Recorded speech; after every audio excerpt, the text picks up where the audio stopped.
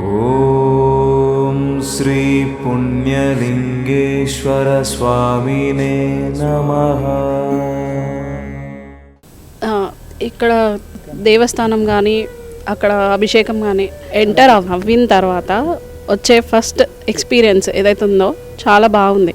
దేవుడి దగ్గరుండి అభిషేకించుకొని లోపలికి వచ్చిన తర్వాత ఇక్కడ చూస్తున్న సేవలు కానీ ఎట్లాంటి వాళ్ళైనా చూసుకోగలే ధైర్యం వాళ్ళకి ఎవరు లేరు అని అనకుండా అందరినీ బాగా చూసుకుంటున్నారు.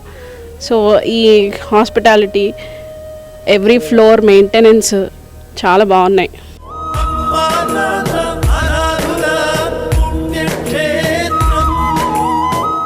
దాతలకు సేవామూర్తులకు విన్నపం. ఈ అభాగ్యుల పట్ల మీ దయాహృదయాన్ని ఈ వీడియో చూడటం వరకే పరిమితం చేయవద్దని మనవి. ఈ అనాథుల అన్నదానం కోసం విరాళాల రూపంలో అయినా, బియ్యము, పప్పు, కిరాణా రూపంలో అయినా సాయం చేస్తే పుణ్యం పొందినవారవుతారు.